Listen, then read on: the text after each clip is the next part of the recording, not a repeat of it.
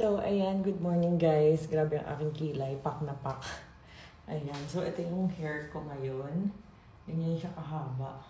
Hanggang dito. So, last na pinagupitan ko to guys, nung bago kami ikasal. Si inay pa yung naggupit sa akin nito. Yung nanay dati ni Nathan. So, ayun. Siya pa yung last na naggupit sa akin. And hanggang ngayon, hindi ko pa to natitrim kahit na split ends, wala. Ayan o. Hindi ko pa yung natitrim. Ultimo yung dulo, hindi. So, kaya napaka-healthy pa rin nila. And sabi nga nila kasi, kapag ka daw nasa healthy relationship or hindi ka nai-stress, eh ganun daw ang hair. Kagaya, di ba yung minsan mga postpartum mommy, naglalagas ang hair, yan, nakakalbo, nanipis ang hair. So sa akin guys, walang paglalagas. As in, natatanggal lang ng konti yung hair pag sinusuklay ko ng madiin kapag ka buhol-buhol. Kunyari, hindi ako nakapagsuklay sa gabi, ganun lang. Pero yung tipong naglalagas na may makukuha, wala. As in, kay Natalia and kay Nathaniel, hindi naglalagas ang hair ko. So, Rosmar Keramis lang ginagamit ko. And kahit anong shampoo and conditioner ko, ano yung madampot ko sa supermarket, ganun. So, ito naman yung ginagamit ko sa face, yung Rosmar Foam Wash. Bagong product natin to ha. Sobrang ganda guys. Tingnan nyo naman. Ito ha, tingnan nyo. Super tipid nito. Kasi maganda to kasi may whitening effect na, age-defy na rin siya. Acne and blemish control. Goodbye pimples, dark spots talaga. And as in, bukain mo na natin ang tip.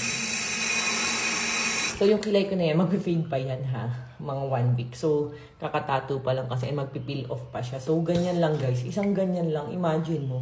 Sobrang tipid kasi for whole face na yan. And kahit magmulat ka, kahit napalagay sa may mata, diba? Hindi siya mahapde kasi sobrang ganda ng formulation natin ito. Hindi rin siya yung parang maganit. Ano ba yun? Yung parang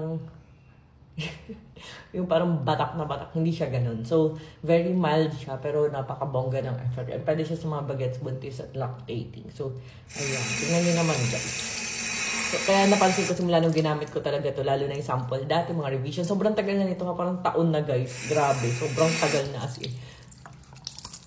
So, pansin ko guys, simula nung ginamit ko yan, talagang hindi na ako tinubuan ng pimples. Sobrang ganda ng formulation natin, kaya itry nyo na din. Lalo na kung buntis kayo, lactating, ganun. And so, going back sa hair ko, sobrang haba na talaga. And marami talagang nakakapansin, as in, bagsak na bagsak talaga yung hair ko. And yun nga, marami kasi nagsabi sa akin na kapag ka daw hindi stress sa life, gano'n, yun yung isang, kaya pag may nagtatanong sa akin bukod sa Rosmar Keramis, siguro happy lang sa life, di ba, walang stress, gano'n, walang isipin, gano'n, pagdating sa pamilya, sa gano'n, pero syempre minsan, sa sobrang dami bayarin, nakaka-stress na a little bit. Ayun, tapos,